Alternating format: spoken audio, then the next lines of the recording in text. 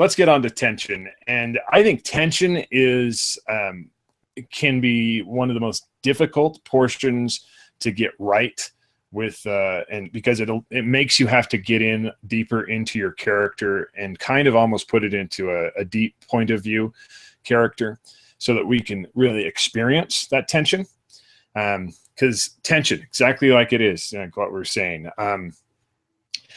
If you haven't watched the movie The Walk, I highly recommend it. And this is about the guy who wanted to do a tightrope walk between the Twin Towers back, like you think in 1960s or 70s.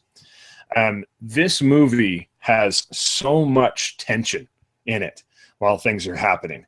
And that, like, I was actually like on the edge of my seat, just so concerned and worried, because that's what we want to do. This tension is what we want to create, this worry, and we're unsure of what's going to happen. And we do that when we can really see that the character's unsure of what's going to happen.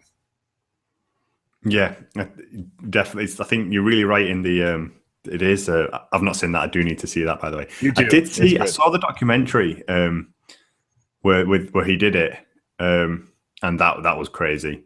That was really crazy. But yeah, need to see the movie.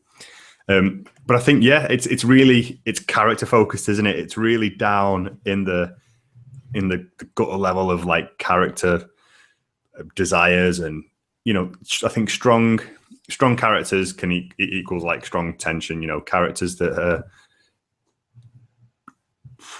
really, really vivid. You know, they're expressing what they want. They're expressing the goals clearly, and you know they're gonna rub up against stuff. Yeah, exactly. And tension can come into a lot of different parts. Tension can become between different characters. Tension can come from the conflict that we've placed them in. Tension can come from the mystery involved. So there's a lot of places that we can do this, making sure that we're properly showing that tension. So this is just an example. Okay, so if we have, if we're doing like a thriller type movie or a thriller book, and we've got the character pinned down and he's being shot at or in a car chase, and he just seems completely calm and like doesn't care about it at all. Where's the tension? Like, how is the audience going to know that this is something that they should even be concerned about if we don't feel that tension? Now, maybe that the character is such a James Bond type spy that this is old hat and not a big deal. Then we need to add something else that the tension needs to increase. Maybe if he's delayed because of this car chase, he's not going to get to the person that he loves to save them in time. Something of that nature. But something has to happen so that we feel some tension here that the character is experiencing. Yeah, I think it comes back to sort of what we were saying earlier about there's got to be a change, there's got to be a disruption. So as you say, you know, if they're doing something that they're used to, even if it would be a tense situation for us, you have to disrupt that somehow in a way that puts this character, and when I say strong character, I mean vivid and three-dimensional and, you know, really fleshed out, that puts them at odds with their surroundings. And, you know, in a gunfight, he might not necessarily be at great odds, but when he's got, say, without spoiling, with spoiling some movies, probably every James Bond movie, actually, when you've got like a minute before a building explodes, and, you know, he's either got time to like save himself or save the girl, you know, and those kind of choices, he's at odds then with his surroundings and now that's tense, you know. Yeah. And there are other methods, you know, like, I mean, the ticking time bomb is a great kind of like plot metaphor as well. But yeah, putting them in direct odds with what's going on around them. Yeah, exactly. Like, it's one way that you can do this and you can add tension if you're having trouble. But we've talked about tension like in a thriller. We've talked about tension in an action. So what about tension in a romance? You know, tension can still exist in romances. It absolutely should, because the basis of a romance is that two people can't be together. And so there should be a lot of tension coming along in romance. You see, there's not one genre that you shouldn't have loads of tension in. And this is what you've got to become really good at to make sure that you're projecting this tension around in every situation.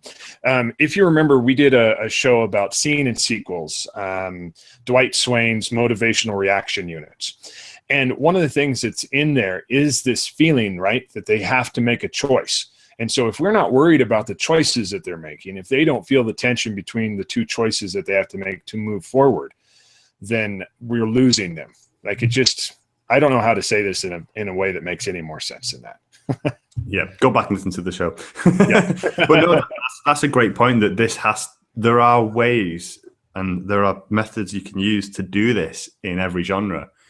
And just to touch on a couple, perhaps like, say, romance, like you say there, I think, things like, this goes for many genres, but, twists, plot twists, or secrets. If a character has a secret and they're keeping it from another character, particularly in a romance, that could create tension.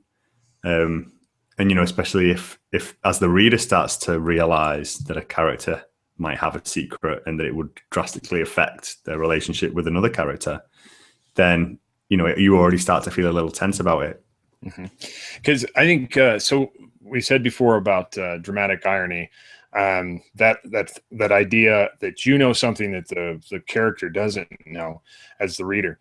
It's kind of like being in that horror film, right? And that if they go in there, that's where the killer's at. So if that this person has the secret, and that if they find out, it's going to ruin everything, and how much does that amp your tension up? I mean, that's a really good way to do it. Yeah, you see the killer in a house, and you're like, okay, yeah, the killer's stalking around a house.